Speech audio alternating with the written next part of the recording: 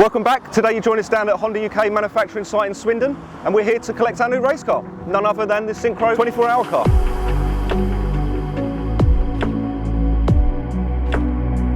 We're back at the workshop day after unloading and starting to realise what have we got ourselves into.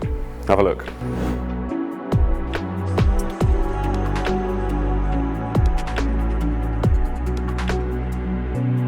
So the car here is a ex-Honda UK car.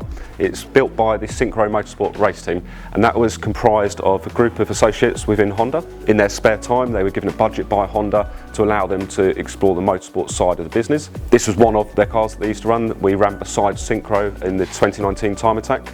They ran a pretty standard FK8 in the clubman class when we were in the club two-wheel drive class.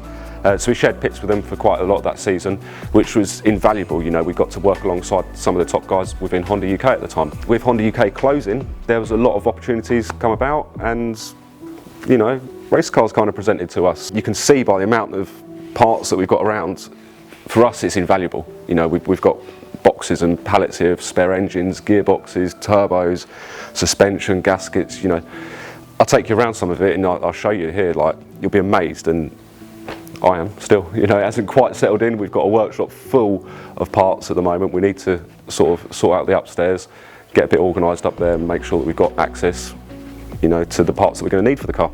We first became familiar and associated with Synchro around the time of the FK2 when they were racing that one, and then seeing what they'd done from there, making the FK2 Tourer, so the Type R Tourer, then starting to do their work on the FK8s, cut him on up as a pickup, obviously race car, and then the other car that they ran in Time Attack. We were there supporting as soon as we could.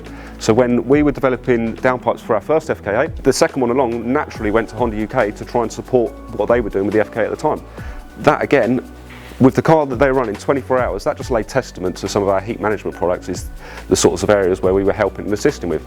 So Honda were the first people testing for us the hard-lagged downpipes, the water jackets around the water pipes, and the drain covers. So you can see here, this one's been through some races clearly. It's seen some heat cycles, and this is on various engines. In the car as well, there's another downpipe on that one. I'll take you over there and show you.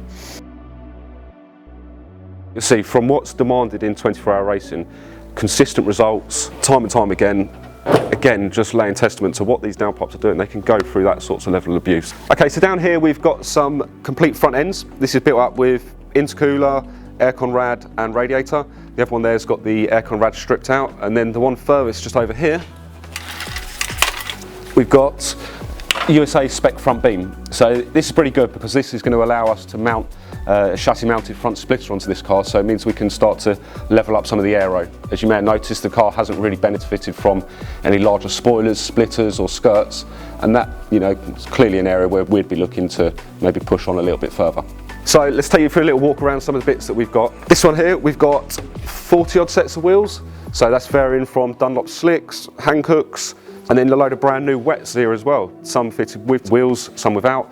All of them based upon the Team Dynamic 1.3, but it's all the same wheel, ready to just go on and off as and when's needed. Coming around the back here, obviously boxes of trims, tail lights, spare fire extinguishers, ducting, pair of seats. You know, the car clearly came off the production line, so it came with all these bits. It had to be picked out of the car, and this comes as part of the lot. So these little boxes, this was like storage wars in a way, like when we packed up the van and knew there was clearly loads of bits in here, and testament to the organisation and the thought that's gone into running this car. But we didn't know what was in here, so to start going through some of this last night, finding boxes of bolts, you know, box of M8 bolts there, but to most people it's just a box of bolts. To me, I'm super excited about this. This is all brand new stuff, which means that when I'm working on your car, you know, I've got bits that I can just go and pick, and I've got the correct bolt straight to hand that is going to allow us to, you know, work that bit more efficiently, whether it be looking after this car or your own car when it's booked in with us.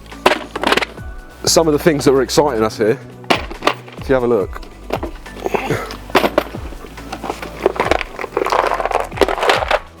Right, gaskets, hundreds of them. Hundreds of gaskets, so we're covered for quite a while with a lot of bits here.